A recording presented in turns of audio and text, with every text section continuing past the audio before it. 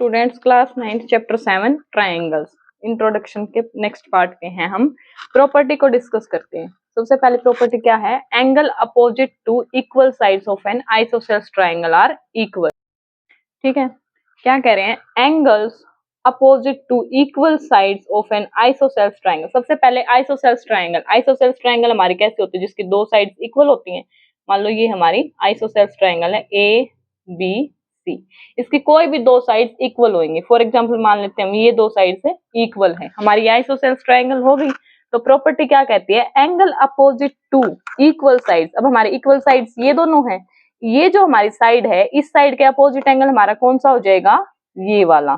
अब opposite angle में confuse नहीं होना है। अपोजिट एंगल हमारा ये वाली साइड है, इस वाली साइड के ऊपर हमारा ये वाला एंगल बन रहा है और ये वाले नहीं लेने। इस साइड के जो सामने वाला एंगल होगा वो वाला एंगल होगा हमारा अपोजिट टू दिस साइड। ठीक है, opposite angle I think clear हो जाना चाहिए। अपोजिट ये वाली साइड है, इसके अपोजिट ये वाला एंगल बन गया। सिमिलरली ये वाली साइड है, इस वाली साइड के अपोजिट हमारा कौन सा एंगल हो जाएगा? This one.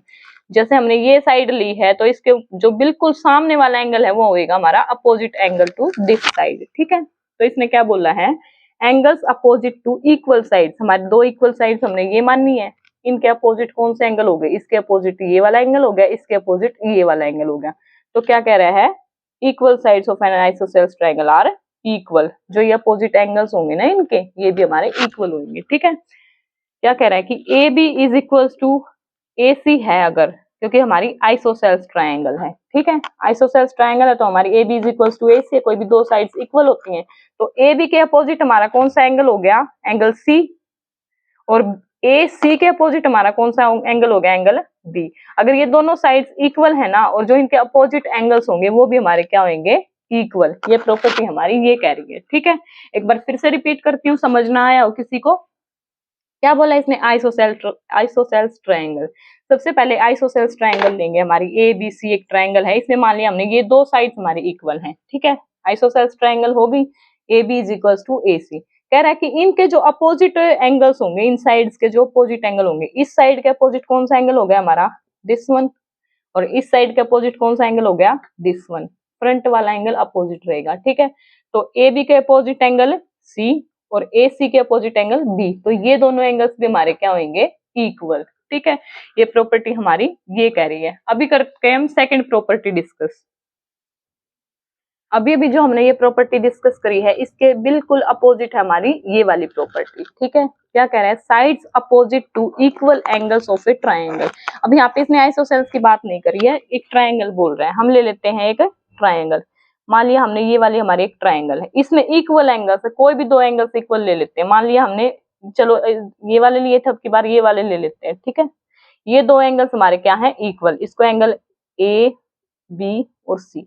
हमारे एंगल्स कौन से हैं? Angle A is equal to angle B. ठीक है, क्या कह रहा है? Sides opposite to equal angle. जो हमारी ये जो इक्वल एंगल है ना, इनके अपोजिट में जो साइड है, अभी जैसे इस वाली प्रॉपर्टी में हमने किया था, ये वाला एंगल है, इस वाले एंगल के अपोजिट कौन सी साइड होगी? जिन लाइंस पे ये एंगल बना हुआ है ना, वो वाली ना लेके इसके बिल्कुल सामने वाली जो साइड होगी वो होगी। तो एंगल ए के अपोजिट कौन सी साइड होगी? B C. एंगल ए के अपोजिट कौन सी साइड होगी?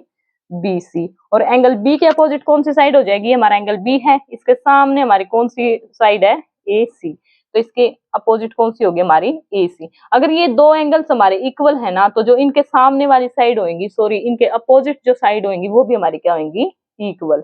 ये प्रॉपर्टी हमारी सेकंड। जो हमारी फर्स्ट प्रॉपर्टी थी उसका रिवर्स है, उसकी उल्टी है हमारी ये वाली प्रॉपर्टी। उसमें क्या बोला था कि अगर दो साइड्स इक्वल है, मान लो angle A B, sorry A B side equal है ए सी की, A B equal to A C थी, तो जो इनके अपोजिट एंगल बने थे हमारे, ए बी के अपोजिट था एंगल सी और ए सी के अपोजिट था हमारा एंगल बी। अब ये भी जो हमने किया था, तो ये एंगल इक्वल हो गए थे। अब क्या कह रहा है कि अगर ये एंगल हमारे इक्वल है ना यहाँ पे, क्योंकि हमने अब की बार उल्टा लिया है, ए और बी अगर एंगल इक्वल है ना, तो हमारा हो जाएगा B C is equal to A C. अभी इसी फिगर में हम ये दो एंगल ले लेते हैं। मान लो ये वाला एंगल और ये वाला एंगल इक्वल है, इसको नहीं लेते। ठीक है, ये और ये एंगल इक्वल है, तो angle B is equal to angle C हो गया। ठीक है, अब बी के अपोजिट में हमारी कौन सी साइड है? ए सी। और सी के अपोजिट में हमारी कौन सी साइड है? A B. तो इस प्रॉपर्टी को क्या कहना है, ये प्रॉपर्टी कह रही है कि अगर ये एंगल इक्वल है ना तो इनका अपोजिट वाली साइड भी क्या होगी, इक्वल। जो भी हमने लास्ट प्रॉपर्टी करी थी उसका बिल्कुल उल्टा नहीं होगा। यहाँ पे साइड इक्वल थी तो एंगल इक्वल हो गया अपोजिट वाले, और यहाँ पे एंगल इक्वल है तो उनके अपोजिट वाली साइड इक्वल होगी। ये दो प्रॉपर्टी हम डिस्कस कर चुके हैं। अब करते हैं नेक्स्ट प्रॉपर्टी। अभी हम डिस्कस करते हैं नेक्स्ट प्रॉपर्टी। नेक्स्ट प्रॉपर्टी हमारी क्या है, इनइक्वालिटीज इन ए ट्रायंगल।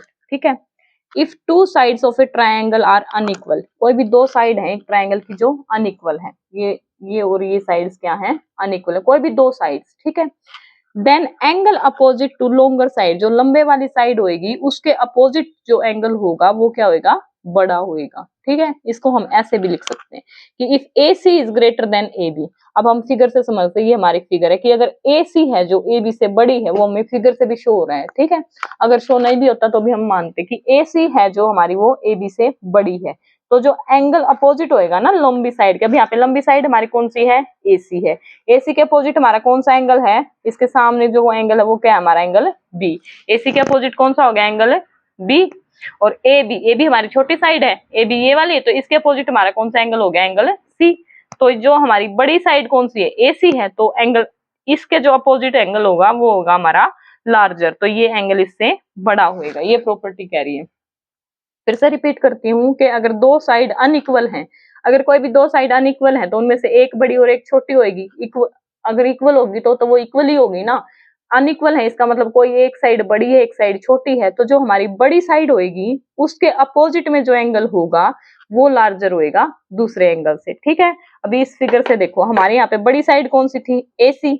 AC के अपोजिट हमारा कौन सा एंगल है, बी एंगल है। और ए बी हमारी छोटी साइड है ए बी के अपोजिट कौन सा एंगल है, सी, एंगल सी। तो हमारा जो एंगल बी होगा, क्योंकि वो लार्जर साइड के अपोजिट है, तो वो हमारा एंगल क्या हो जाएगा, लार्जर। ये हमारी प्रॉपर्टी कह रही है। ठीक है, अभी नेक्स्ट प्रॉपर्टी करते हैं जो कि इसका बिल्कुल रिवर्स होएगी। ठीक है, इसको इरेज ना करके इसी के साथ उसको भी डिस्कस करूंगी, फर्क समझ आएगा। ठीक है, नेक्स्ट प्रॉपर्टी हमारी, इन एनी ट्राइंगल, कोई भी एक ट्राइंगल है, side opposite to the larger angle. यहाँ पे क्या था, लोंगर साइड के अपोजिट जो एंगल था, यहाँ पे क्या कह रहे हैं, लार्जर एंगल। जो एंगल हमारा बड़ा है उसके अपोजिट में जो साइड होएगी वो लोंगर होएगी, मतलब बड़े एंगल के अपोजिट में जो साइड होएगी वो ही बड़ी होएगी। ठीक है, इसकी बिल्कुल उल्टी है। अभी फर्क यहीं से समझेंगे हम कि अगर एंगल बी है जो, वो एंगल सी से बड़ा है, तो जो एंगल बी है वो बड़ा है, इसके अपोजिट में हमारी कौन सी साइड हो गई, AC होगी। इसके अपोजिट में एंगल बी के अपोजिट में हमारी कौन सी साइड होगी, AC। और एंगल सी के अपोजिट में हमारी कौन सी साइड होगी, AB। इसके अपोजिट में होगी हमारी AB। एंगल बी हमारा बड़ा है तो जो इसके अपोजिट में साइड होगी वो भी हमारी इससे बड़ी होगी। ये कह रही है ये स्टेटमेंट। ठीक है, फिर से रिपीट करती हूँ कि एंगल बी इसने बड़ा बोला है कि अगर बड़ा एंगल मान लो बी है तो उसके अपोजिट जो साइड होगी वो बड़ी ही होगी। एंगल बी के अपोजिट कौन सी साइड थी, AC। सी के अपोजिट कौन सी थी, AB। तो AC हमारी AB से बड़ी होगी। इसका बिल्कुल उल्टा है, इसमें साइड बड़ी थी, उसके अपोजिट जो एंगल था वो बड़ा था। ठीक है, यहाँ पे एंगल बड़ा है, उसके अपोजिट जो साइड होगी वो बड़ी होगी। बाकी आगे हम क्वेश्चंस डिस्कस करेंगे, उसमें अच्छे से क्लियर हो जाएगा। ठीक है, अभी डिस्कस करते हैं लास्ट प्रॉपर्टी। लास्ट प्रॉपर्टी क्या है हमारी, कि sum of any two sides of a triangle. सबसे पहले एक ट्राइंगल ले लेते हैं, कोई भी ट्राइंगल। ठीक है, ये आइसोसेल्स इक्विलेटरल कुछ नहीं है। मान लो ये है 9 सेंटीमीटर, ये है 11 सेंटीमीटर और ये है 13 सेंटीमीटर। कैसे भी मान सकते हो, 25, 20 कुछ भी मान लो। ठीक है, sum of any two sides of a triangle, इसका नाम रख लेते हैं हम ABC। जो कोई भी दो साइड ले लो, आइदर दीज टू और दीज टू, कोई भी दो साइड अगर हम लेंगे तो उनका जो सम होगा ना वो थर्ड साइड से बड़ा होएगा। ठीक है, ऐसा कभी नहीं होएगा कि वो दोनों साइड से छोटा हो। अब अगर हम यहाँ पे कोई भी दो साइड ले लो, मान लो ये दो साइड लेते हैं हम, ये दो साइड का सम क्या हो जाएगा, 13 + 9 = 22। ये 11 से बड़ा रहेगा, थर्ड वन क्या है हमारी 11। तो जो भी कोई भी दो साइड है उन दो साइड का सम थर्ड वन से हमेशा बड़ा रहेगा। अभी ये दो ली हैं, अभी देखो ये वाले दो बड़े हैं हमारे, इन दो को ले लेते हैं। 13 + 11 क्या हो गया, 24 और 9, थर्ड वन क्या हमारी 9। तो कोई भी दो साइड ले हमारी, अगर हम ये वाली दो साइड ले लेते हैं, 11 + 9 क्या हो गया 20। 13 से बड़ा ही रहा ना, तो कोई भी दो साइड अगर हम लेंगे उन दोनों का सम तीसरी साइड से हमेशा बड़ा होएगा। अब यहाँ पे कुछ भी ले सकते हो आप, मान लो यहाँ पे ये 13 है, चलो हम बड़ा ले लेते हैं, ये 5 है, ये 5 हो गया, तो इन दोनों का सम देखो 9 एंड 5 14, फिर भी इससे बड़ा रहेगा। अगर ये इससे छोटा हो गया तो हम वो ट्रायंगल ही नहीं रहेगी। ठीक है, कोई भी दो साइड है उनका सम थर्ड साइड से बड़ा रहेगा। ठीक है, अगर दो साइड्स का सम उससे छोटा हो गया तो ट्रायंगल ही नहीं रहेगी। ठीक है, ये एक बेसिक सी प्रॉपर्टी थी एंड लास्ट प्रॉपर्टी थी। यहाँ पे हम फिनिश करते हैं इंट्रोडक्शन पार्ट को। अभी आगे हम डिस्कस करेंगे नेक्स्ट वीडियोज में क्वेश्चंस को।